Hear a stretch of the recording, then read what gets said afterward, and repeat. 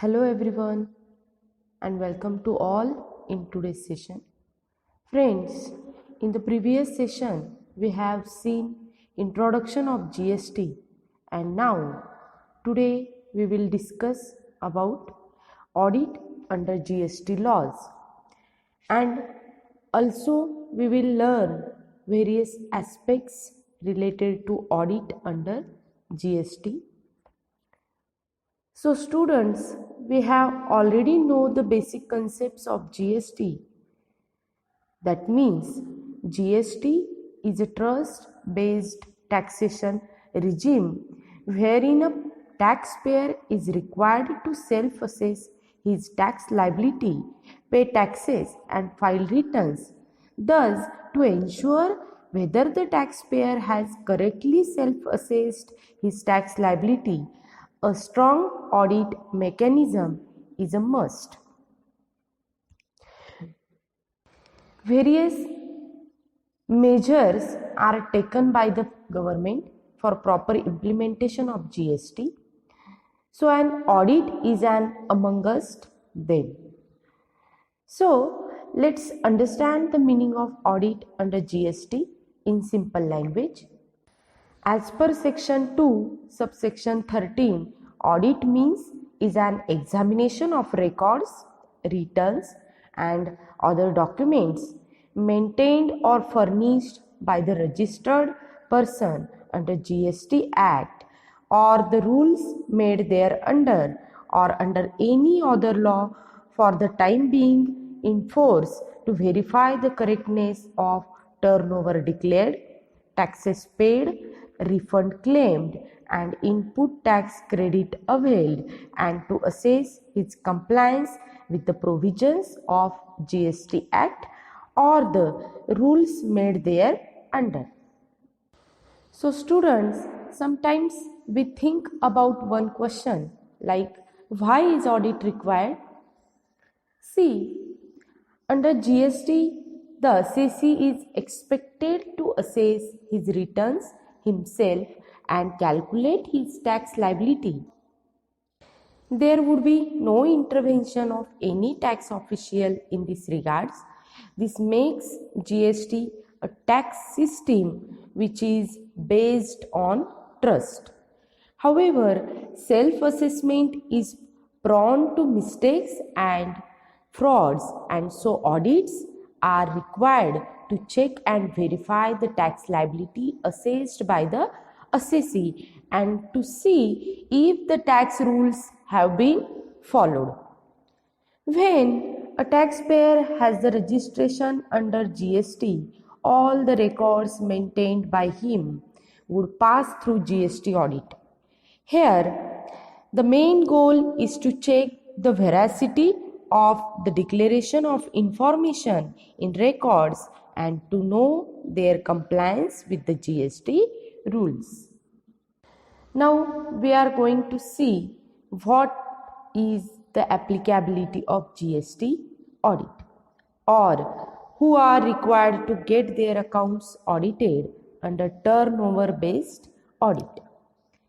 Let's see, as per section 35 subsection 5 of CGST Act, each registered person is required to get his accounts audited whose turnover during a financial year exceeds rupees 2 crores by a chartered accountants or cost accountants every year.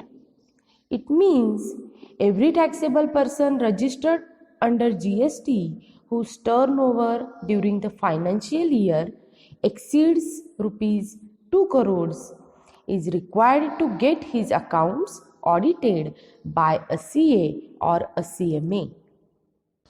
So, the total turnover calculation must be PAN based, that is permanent account number, which means that once the turnover under the PAN is more than rupees 2 crores, all business entities registered under GST for that PAN will be liable for GST audit for a financial year.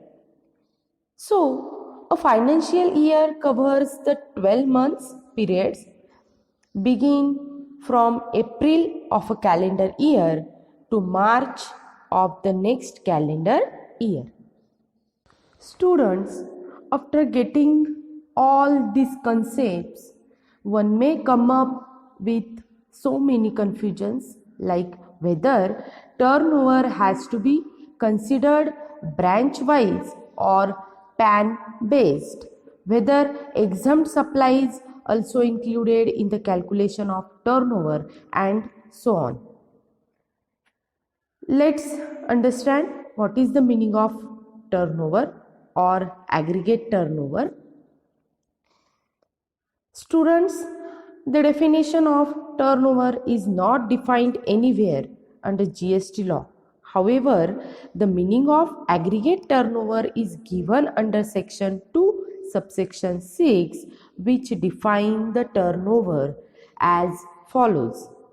Now, let's see the meaning of aggregate turnover as per section 2 subsection 6.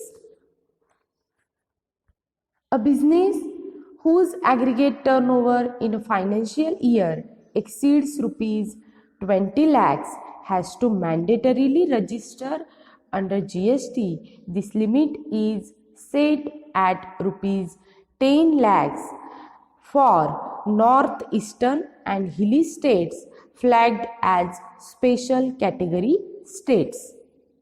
Now, let's see which are the items included while calculating aggregate turnover. Students, there are 4 main items included in aggregate turnover. So, let me tell you one by one. First is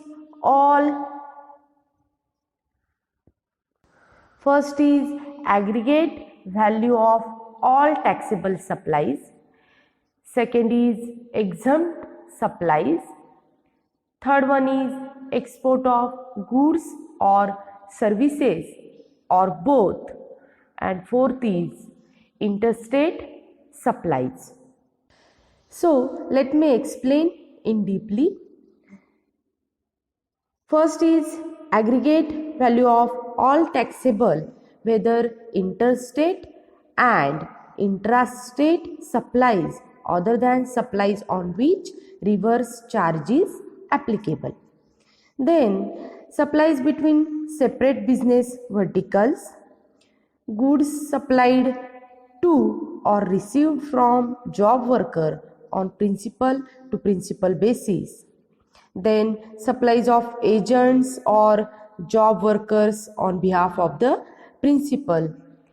Second is all exempt supplies, for example, agricultural produce supplied along with branded ready to eat food. Fourth is value of all export or zero rated supplies. And last is interstate supplies, that means all taxes other than those covered under GST. For example, entertainment tax paid on the sale of movie tickets. Your next comes is items excluded while calculating turnover. In that, first is inward supplies on which tax is paid under reverse charge. Second is tax charged is also excluded like central tax, state tax, etc. Third one is all taxes and sales charged under goods and services tax like CGST, SGST or IGST and compensation sales. Fourth is goods supplied to or received back from a job worker.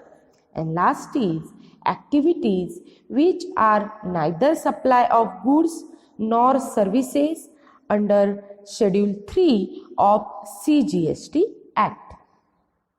Students, now we can see how to calculate turnover for GST registration. It is given as follows. See this formula. Value of all taxable supplies, whether interstate or intrastate, plus exempt supplies plus supplies made outside India, that is export supply. Here's an example to help you understand the concept of aggregate turnover.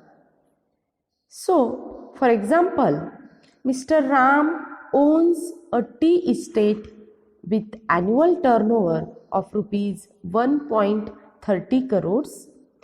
By selling tea leaves, this activity is exempt from GST. However, Mr. Ram also supplies school bags along with his crop and charges separately for this. His turnover from the sale of school bags is rupees 6 lakhs.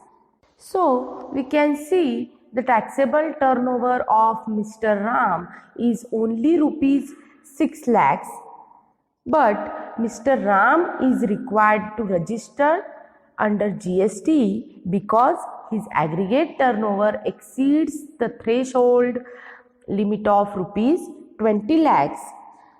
Going by the definition of aggregate turnover, Mr. Ram is required to register under GST.